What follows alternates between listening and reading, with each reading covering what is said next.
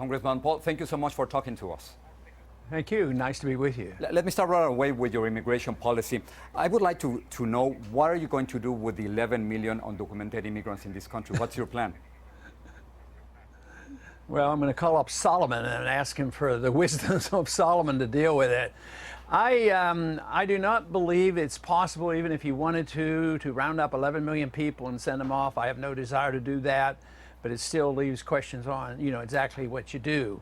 And I think we should have secure borders. I don't think you should reward people for breaking the law. So I don't think people should be able to come easily and become easily, citizens and get to vote and go on food stamps and get welfare. But in the same sense, somebody's been here and it's almost, it is their country. I think there should be a program to bring them into the fold, the green carding, and let people come but qualify. But I want it to be done, systematically. I think we need more efficiency at our borders. And allow the people to come in, especially the people who will work and take care of themselves. But you just mentioned a program. What kind of program? Are you suggesting that there should be a program to legalize 11 million undocumented immigrants? Yeah, I don't think we should. I think legalizing is one thing, that they're not criminals, and let people, get a work permit or, work within the system. But if everybody who comes illegally is automatically given citizenship and a vote and can apply for welfare, that would not be a good format, because then we would have more of it.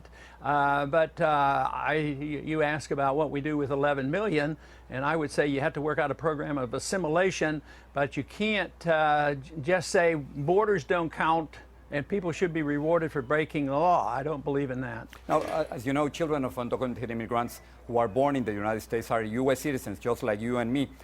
Do you like that idea? Is that okay?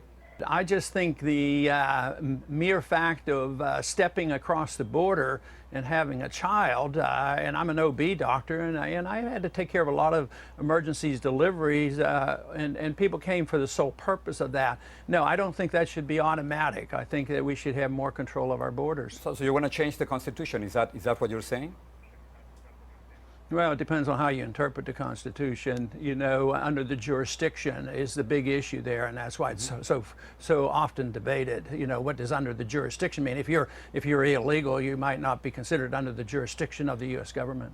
Congressman, so if you are not for immigration reform, if you do not agree with the idea that the children of undocumented immigrants should become automatically U.S. citizens, how are you going to get 35% of the Hispanic vote if you become the Republican candidate? I mean, it would be almost impossible. As you know, most Hispanic voters don't agree with you. For me to think that I have to have a different message for Hispanics than I do for other people, I think is unnecessary. I think that Hispanics have as much interested in freedom as everybody else. So to say that I have to kowtow, in a sense, is saying, well, the only way you can get a vote for any special group, is by giving special privileges. I don't want to punish anybody because they belong to a group, but nobody should get a special privilege either. Talking about foreign policy, let me ask you about Mexico. As you know, in the last 4 or 5 years, more than 40,000 people have died. President Felipe Calderón just denounced that most of those deaths could be attributed to arms being sold in the United States.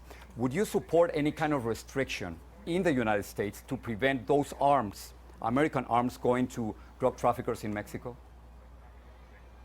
Well, the scandal that's going on there, some of that was deliberate, and and the FBI was involved. That is a real scandal, and I think is an outrage. But no, what goes into Mexico, Mexico has to deal with. Yeah, but why don't you want to limit the sale of arms in the United States that end up in the hands of Mexican drug traffickers? What's wrong with that idea? Well, if Mexico doesn't want them down there, what I want to do is restrict our government participation in that. But I don't want somebody coming restricting the right of an individual in this country to defend themselves and own a gun. Now, if it gets into Mexico,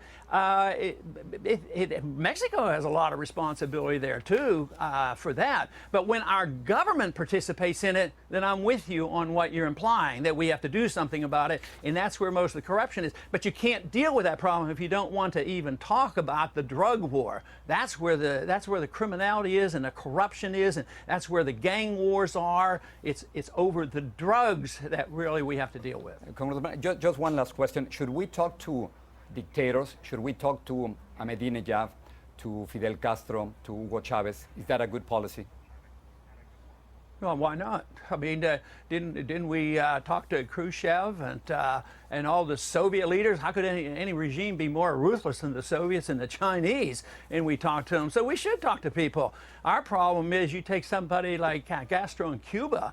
We haven't traded with him. We should have been talking to him and trading with him and for a long time ago. The Cold War is over and done with. I mean, we don't have a very good record as Americans for picking the right dictators. We deal with dictators all the time, but only when they obey us. As long as they obey us, then we give them money and we prop them up. And as soon as they cross ways with us, then we start bombing and getting rid of those dictators. I don't like that at all. And I have two more questions about the presidential race here in the United States. Do you think that the movement to bring Governor Chris Christie to run for president, is that a sign of dissatisfaction with all the Republicans running for president? No, that vote just gets diluted. So a new person come in like Christie won't affect my supporters because my voters and my supporters are much more stronger on the issue of personal liberty and peace and prosperity, and they understand exactly what I'm talking about. And then finally, many Hispanics have the impression that Republicans are not really interested in saving the economy or cooperating with President Barack Obama, but their sole interest, they tell me, is to beat President Barack Obama next year. What's your take on this? Well, that's what Democrats are there for, to beat the Republicans, and the Republicans are generally there to beat the Democrats. As much as they fight and fume, they're only after power. You put them in and they do the same old things. Obama ended up doing the same thing that Bush did. He was going to stop the wars, and look at what we ended up with. So he didn't live up to his promises to his own base. The liberals who put him in, and he hasn't really performed very well. But the Republicans, when they get in, they act like Democrats, and they promote big government spending and all the debt. And that's why people are so disgusted in this country, and that's why the Tea Party movement is so strong, because they're tired of politics as usual. Yeah, can you tell us for sure that the Tea Party is not anti-immigrant?